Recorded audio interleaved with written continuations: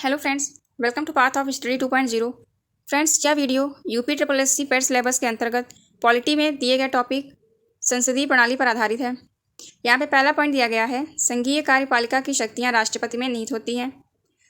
राष्ट्रपति तीनों सेनाओं का प्रमुख होता है और राष्ट्रपति भारत का प्रथम नागरिक होता है। डॉक्टर राजेंद्र प्रसाद भारत के प्रथम राष्ट्रपति थे। भारत की प्रथम महिला राष्ट्रपति प्रतिभा पाटिल थी। वर्तमान समय में भारत की राष्ट्रपति द्रौपदी मुर्मू हैं, जो कि 25 जुलाई 2022 को चुनी गई थी और यह भारत की 15वीं राष्ट्रपति हैं। भारत के 14वें राष्ट्रपति रामनाथ कोविंद जी थे। राष्ट्रपति का कार्यकाल 5 वर्ष का होता है। राष्ट्रपति पद के लिए निर्वाचित होने के लिए 25 वर्ष की आयु होना आवश्यक है। राष्ट्रपति अपना त्यागपत्र उपराष्ट्रपति को सौंपता है। राष्ट्रपति को सर्वोच्च न्यायालय के मुख्य न्यायाधीश द्वारा पद एवं गोपनीयता की शपथ दिलाई जाती है। संविधान के अतिक्रमण के आधार पर राष्ट्रपति पर महाभियोग लगाया जाता है। राष्ट्रपति का चुनाव आनुपातिक प्रतिनिधित्व प्रणाली के अनुसार एकल संक्रमणीय मत प्रणाली द्वारा किया जाता है। राष्ट्रपति का चुनाव संसद के दोनों सदनों, राज्यसभा और लोकसभा तथा राज्य संघ राज्य क्षेत्रों की विधानसभाओं के निर्वाचित सदस्यों द्वारा किया जाता है। भारत के राष्ट्रपति के चुनाव में राज्य विधान परिषद के सदस्य एवं मनोनीत सदस्य भाग नहीं लेते हैं। राष्ट्रपति के निर्वाचन से संबंधित विवादों का निपटारा उच्चतम न्यायालय में किया जाता है। भारत में वर्ष 1962 में पहली बार राष्ट्रीय आपातकाल की घोषणा की गई थी। राष्ट्रीय आपातकाल संसद की स्वीकृति मिलने के उपरांत 6 माह तक जारी रहेगा तथा 6 माह में संसद के विशेष बहुमत के अनुमोदन से इसे आगे भी जारी रखा जा सकता है।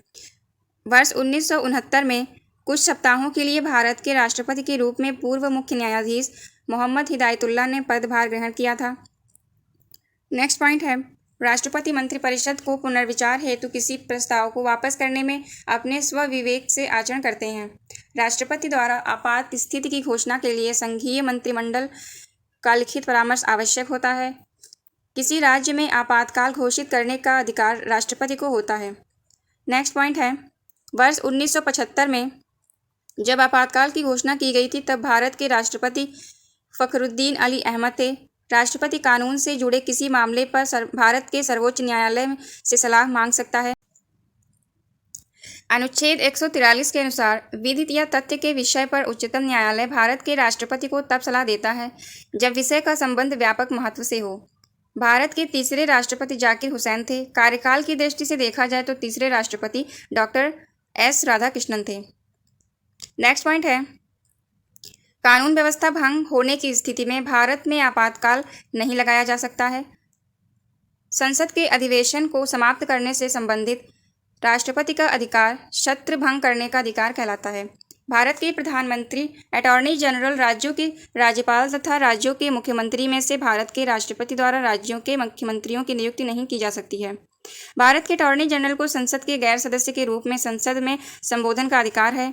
डॉक्टर एस राधाकृष्णन भारत के लगातार 2 बार उपराष्ट्रपति और 1 बार राष्ट्रपति रह चुके हैं। नेक्स्ट पॉइंट है, भारत के राष्ट्रपति जितनी बार चाहे वह अपने पद के लिए पुनः चुनाव लड़ सकते हैं और संविधान में इस संबंध में कोई सीमा निर्धारित नहीं की गई है। भारत के दार्शनिक राष्ट्रपति डॉक्टर एस राधाकृष्णन थे। राष्ट्रपति को अनुच्छेद 61 में उपबंधित रीति से संसद द्वारा चलाए गए महाभियोग के माध्यम से पद से हटाया जा सकता है।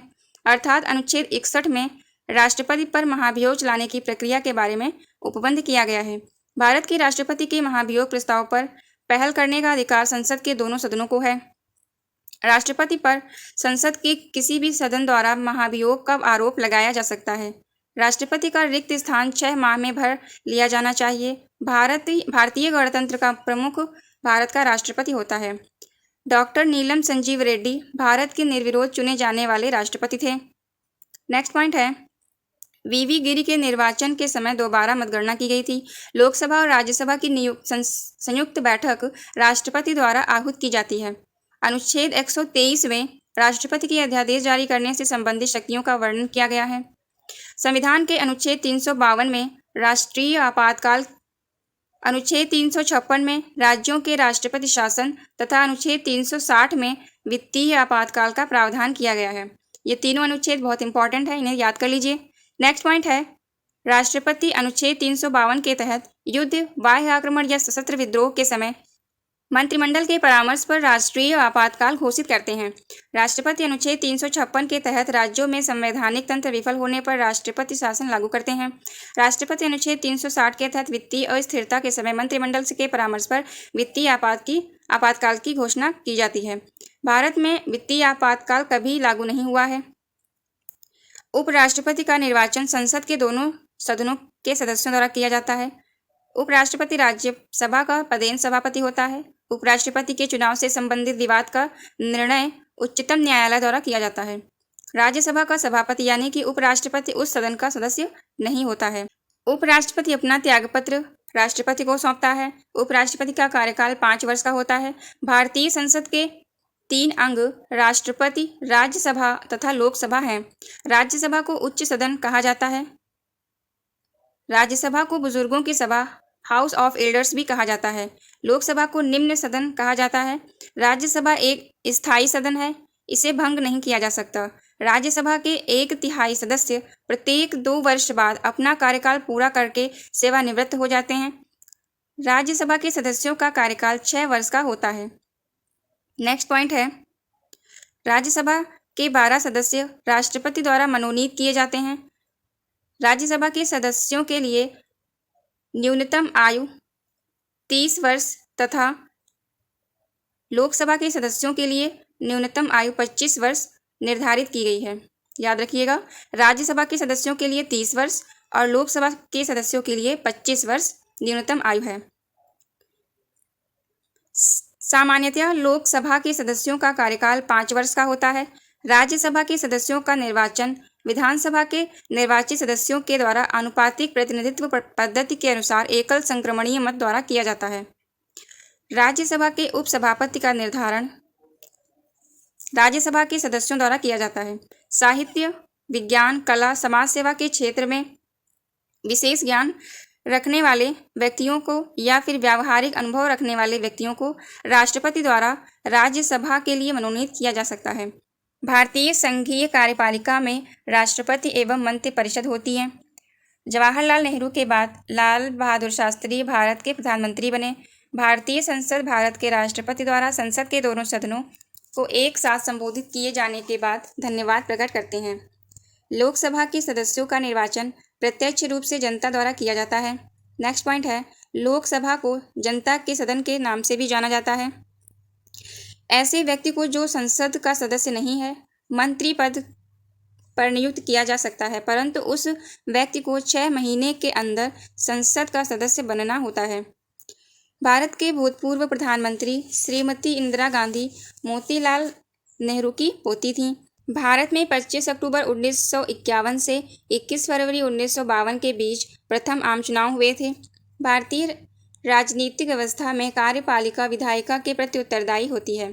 सरकार की संसदीय व्यवस्था में संसद को वास्तविक शक्ति प्राप्त होती है। नेक्स्ट पॉइंट है, संसद में सामान्यतः आम बजट 28 फरवरी को पेश किया गया था, किंतु वर्तमान में यह 1 फरवरी को पेश किया जाता है। राज्यसभा की अधिकतम सदस्य संख्या 250 है। शून्यकाल अर्थात इसको 0 आवर भी बोलते हैं, लोकसभा में दोपहर 12 बजे से लेकर 1 बजे के बीच में होता है। अध्यक्ष यानी कि जो स्पीकर होता है वो लोकसभा में सिर्फ मतों की संख्या बराबर होने पर अपने मत के अधिकार का प्रयोग करता है। नेक्स्ट पॉइंट है, श्रीमती इंदिरा गांधी जब भारत की प्रधानमंत्री बनी तो भारत के राष्ट्रपति डॉक्टर सर्वपल्ली राधाकृष्णन थे। भारतीय संविधान के अनुच्छेद 80 में राज्यसभा की रचना से संबंधित विवरण उपलब्ध हैं। राज्यसभा के वर्तमान पदेन सभापति वेंकैया नायडू हैं। संसदीय सरकार की सबसे महत्वपूर्ण विशेषता विधानमंडल के प्रति कार्यपालिका की जवाबदेही है।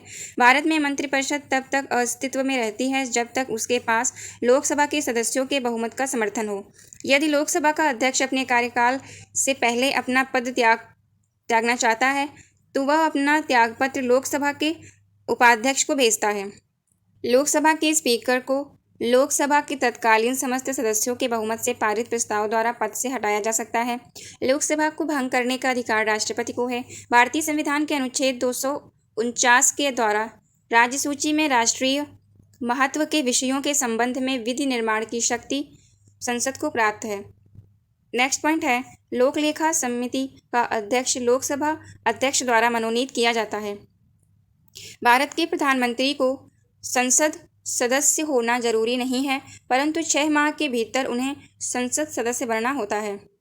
जातियों और जनजातियों को अनुसूचित जाति या अनुसूचित जनजाति करार देने का संवैधानिक अधिकार संसद को प्राप्त है। लोकसभा के लिए अनुसूचित जाति यानी एससी और अनुसूचित जनजाति अर्थात एसटी को अरुणाचल प्रदेश, जम्मू कश्मीर, नागालैंड और गोवा राज्य में आरक्षण प्राप्त नहीं है।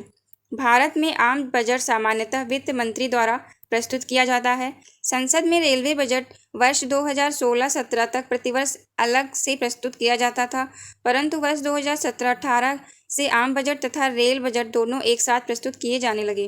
राष्ट्रपति भारत के प्रधानमंत्री को पद एवं गोपनीयता की शपथ दिलाता है। DMRC Delhi metro rail corporation limited railway मंत्रालय के प्रशासनिक नियंत्रण के अधीन नहीं आता है। संविधान में संशोधन संसद के किसी भी सदन में शुरू किया जा सकता है। संविधान के अनुच्छेद 78 में राष्ट्रपति को सरकार के निर्णयों व नीतियों से अवगत कराने के प्रधानमंत्री के कर्तव्यों से संबंधित प्रावधान किए गए हैं। संविधान के अनुच्छेद 78 में राष्ट्रपति को सरकार के निर्णयों व नीतियों से अवगत कराने के प्रधानमंत्री के कर्तव्यों से संबंधित प्रावधान किए गए हैं।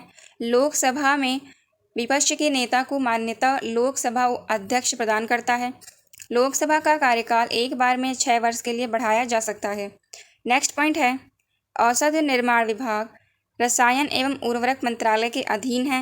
संसदीय कार्यवाहियों की कार्यवाही या अभिलेखों के लिए शब्दों अभिव्यक्तिकरण के वाक्यांशों को वापस लिए जाने को एक्सपेंशन कहा जाता है।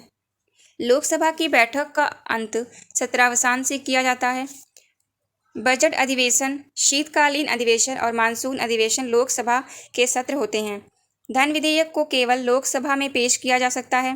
धन विधेयक को राज्यसभा में नामंजूर होने के बावजूद लोकसभा पास कर सकती है।